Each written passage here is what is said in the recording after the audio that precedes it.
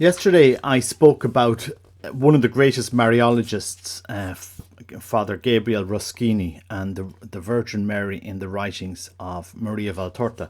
And for any of you who haven't bought this book, because maybe people aren't aware of it, I'm just going to read you out something from the declaration by Father Roskini that he has in the book. It's at the beginning. I'm just going to read you something here, and then the publisher's note. Very interesting. It might whet your appetite for Maria Valtorta a little bit more. I've been studying, teaching, preaching and writing Mariology for half a century already. To do this, I had to read innumerable works and articles of all kinds on Mary, a real Marian library. I feel, however, I must candidly admit that what Mariology found in all the Mariology found in all the writings of Maria Valtorta, both published and unpublished, have been a real discovery for me. No other Marian writings, not even the sum total of everything I have read and studied, were able to give me a clear, a lively, a complete, a luminous, or a fascinating an image, both simple and sublime, of Mary, God's masterpiece. It seems to me that the conventional image of the Blessed Virgin portrayed by myself and my fellow Mariologists is merely a papier-mâché Madonna compared to the living and vibrant Virgin Mary envisioned by Maria Valtorta, a Virgin Mary perfect in every way. For this supernatural reason, in order to present the Mariology of Maria Valtorta's writings, I have chosen to let Maria Valtorta speak for herself, and to limit my initiative to coordinate everything she wrote in various texts in her incomparable way. Some might see this procedure as a fault. I see it rather as an enrichment. It is good to know, moreover, I did not spontaneously admire Maria Valtorta. At first, I was one of those who, without first-hand knowledge of her writings, was content to sneer at them. After reading and studying them, I had, like many others, to be fair, recognized that I had been too rash, and to come to the conclusion that whoever wants to know the Blessed Virgin Mary, a virgin in perfect harmony with the Holy Scriptures, the tradition of the Church, and the Church Magisterium, should draw on Valtorta's Mariology. If anyone believes my declaration is only one of those ordinary hyperbolic slogans abused by publicity, I will say this only: let them read before they judge. Father Gabriel M. Roskini. And I'm just going to read you out the publisher's note. This is really interesting. I don't think people really know about this. Now, this publisher's note is Emilio Pisani, who writes this, and he puts this in, and it's from 1986. So this is after Roskini has died. Born in Castel Sant'Elia, Viterbo, Italy in 1900, Alessandro Roskini changed his name to Gabriel Maria when he entered the Order of the Servants of Mary at an early age. He was ordained a priest in 1924. As a doctor in philosophy and a master in sacred theology, Father Roskini devoted his entire life to serve Mary. Loving her with deep piety, he helped others to know her with his preaching, uninterrupted teaching for over 50 years, fundamental Mariology research, and numerous publications. In 1939, Father Roskini founded the international periodical Marianium, which he directed for 30 years. In 1950, he founded the Marianium Theological Faculty in Rome and was its rector for the first 15 years. We also owe him the rebirth of the Marian Library. With Pope Pius XII's approval in 1946, he was transferred to the International College of St. Alexis Falconieri, which was the house of the faculty. Father Roskini also assumed important functions within his own order and a few dicasteries of the Roman Curia. So to set this isn't any just ordinary Mariologist. This is a man who deeply studied this work, this theme, this area of our faith. Father Roskini first encountered the writings of Maria Valtorta is documented in the declaration which he made in Rome on August 27, 1946. So, you have to go back to 1946 when he first encounters Maria Valtorta's writings. Upon the Most Reverend General Father's request, I have reviewed a volume of one of the work I could be entitled A Footnote to the Gospel, since it begins with the conception of the Most Blessed Virgin Mary and ends just before our Lord Jesus Christ's public ministry. I have found nothing in it against faith and morals. Instead, I have found a breadth of great spirituality and the most exceptional capacity to reconstruct gospel scenes. Permission for publication may therefore be granted on the following conditions. Explicitly declare that only human faith can be put in what is recounted, and that it is only a human reconstruction. Omit anything that explicitly or for all practical purposes claims that the work has divine origin. The latter is not beyond doubt on account of some hints to the contrary. Do all the previously mentioned corrections of those recommended by prudence, etc. And this is what the debate in the 1940s was going back to.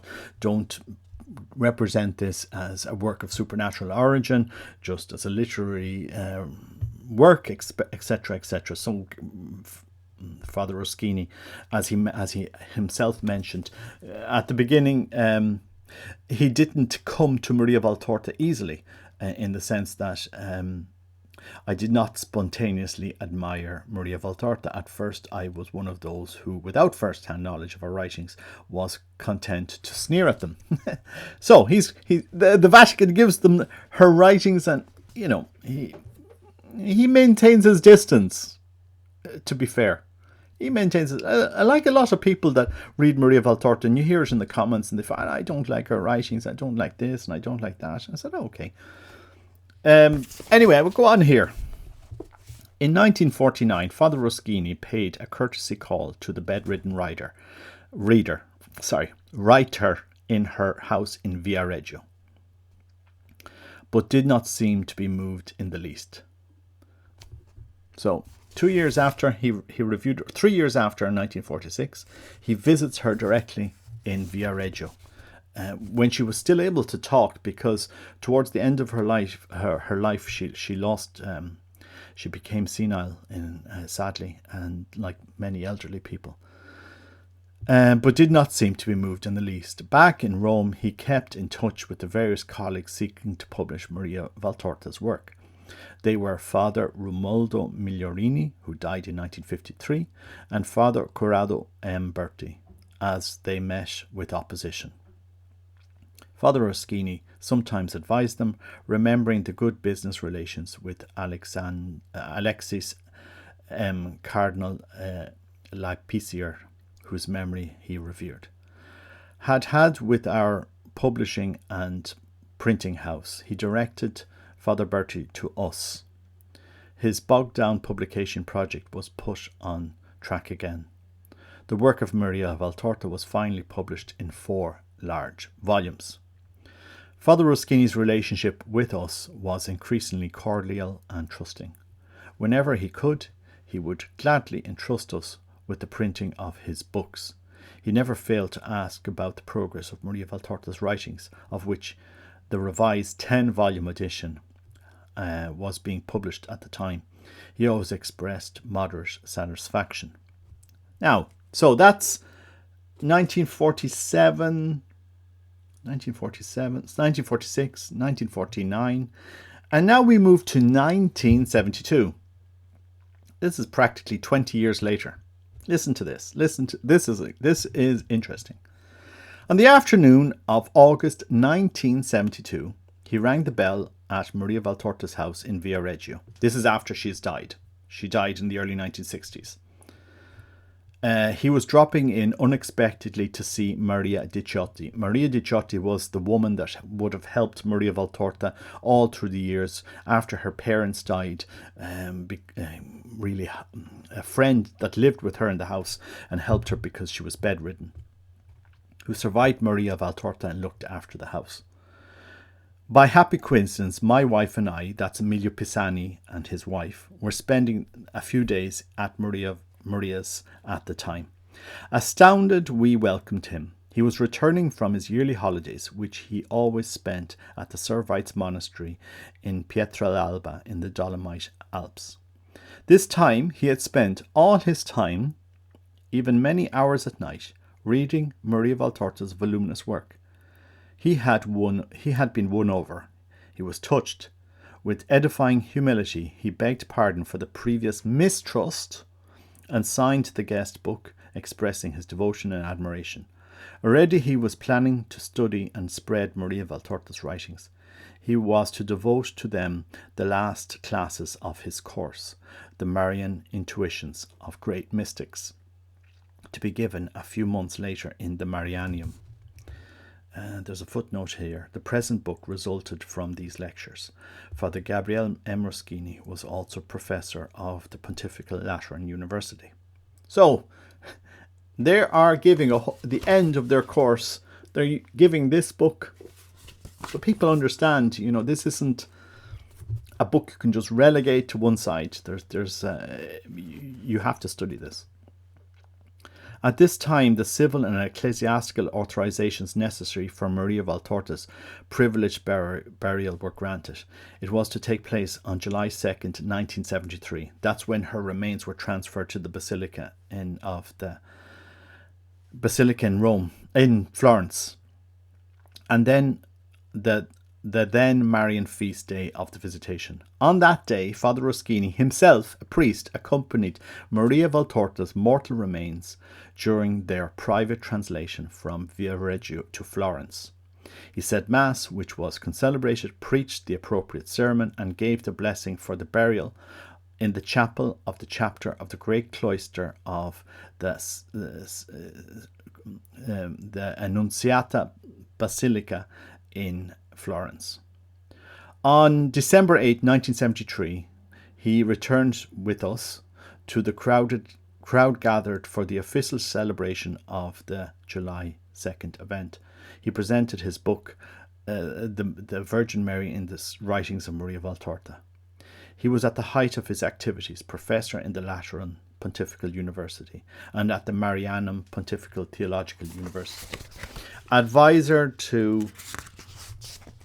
for the Sacred Congregation of the Doctrine of the Faith and for the Sacred Congregation of the Causes of the Saints. So that is 1973. Go on here. He died in Rome on September 12th, 1977, the day dedicated to the name of Mary.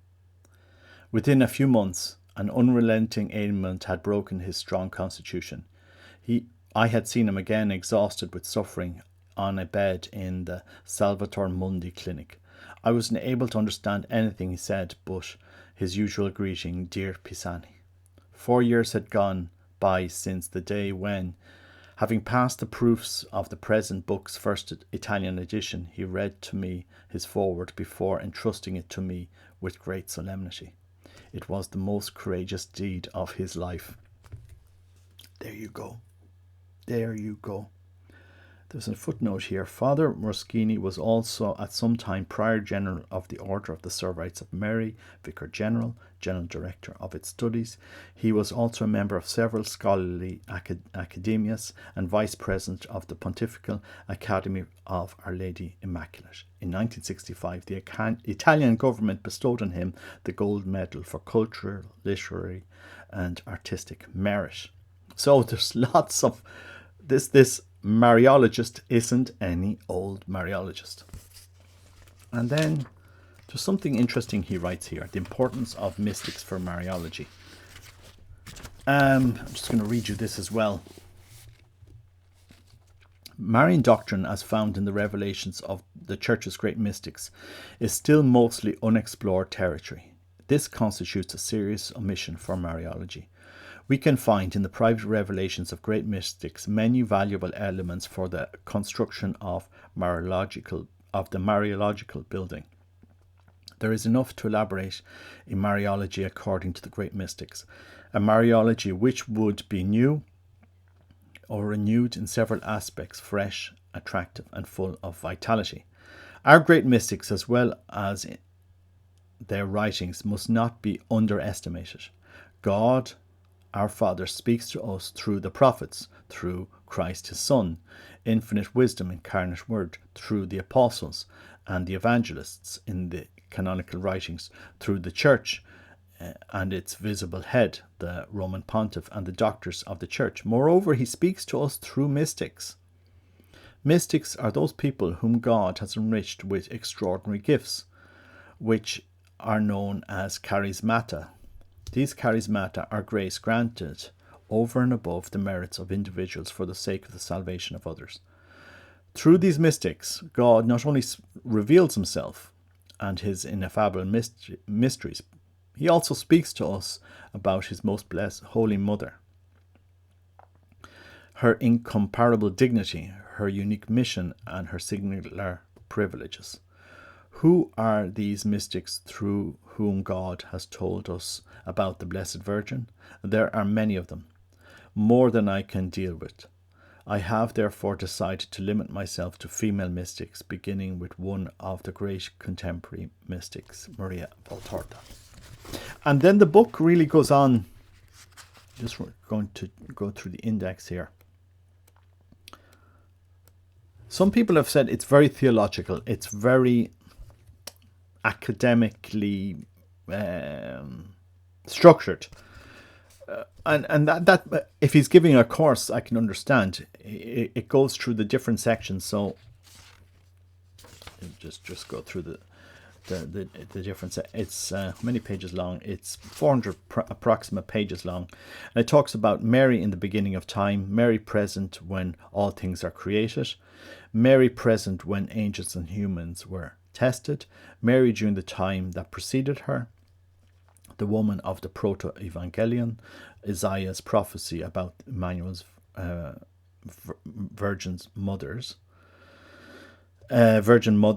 Isaiah's prophecy about the shoot of Jesse, Jeremiah's prophecy of the woman who will surround the man, the bride of the Canticle of Canticles, Mary in the fullness of time, the unique functions of Mary in the mystery of Christ, the unique functions of Mary in the mystery of the Church, Mary's remarkable privileges, Mary in the time that will follow her, etc. So, and then he's broken down it into various different chapters and extensively quoted from Maria Valtorta, obviously. And then there's tons of footnotes where, he has done a lot of research. And obviously he's an expert Mariologist, so he's going to be reading Maria Valtorta's work with that extensive knowledge that he has on Mariology. And again, you could say this is the greatest work that he himself says this. The Mariology found in all the works of Maria Valtorta's writings, both published and unpublished, have been a real discovery to me. No other Marian writings, not even the sum total of everything I have read and studied, were able to give me a clear, a vivid, a complete, as luminous or as fascinating an image, both simple and sublime, of Mary, God's masterpiece. And if you're going to criticize Father Roskini, you have to read Maria Valtorta's writings. You really have to read them in order to criticize the work that he's done. And again, he himself is saying this was a course, an end of a course that I was giving. So anyway, I'm just throwing this out to the Catholic world, Catholic English-speaking world, really, to read Maria Valtorta's writings. And for the current day Mariologists, the academics, to study her writings. Again, if we don't study, if we didn't study Saint Faustina's writings after she was placed on the index, she would have languished on the index for God knows how long. And it's only thanks to the Polish Pope that came to Rome that rehabilitated Faustina out of the index. When it's the same has to be done with Maria Valtorta, she needs to be studied properly and understood properly. God speaks to us during every age, every time. And again, as I said in many times, we have such poor exegesis today on Scripture. You hear every type of nonsense being drawn out of, well, God could have done this and he really didn't do this, and yeah, he rose from the dead, but it was an experience. He didn't really do it. I mean, the nonsense that we have heard over the last 50 years beyond, to such an extent that he means literally nothing to some people, you know. It's like, it's sad. And, you know, when humanity faces periods of weakness, God intervenes. That's my thesis on this. So, again, we have these writings for this time for a reason. So read, get this book. Get this book, study the book. It's actually, academically, it's a pretty good book, especially all of the footnotes that he has here. I mean, you don't have to be an expert theologian to actually read the book. It's really, really well put together. Again, some people find it very theological, a book, too academic, but, you know, he was an academic at the end of the day. He was a Mariologist. Anyway, God bless you. Take care. Bye-bye.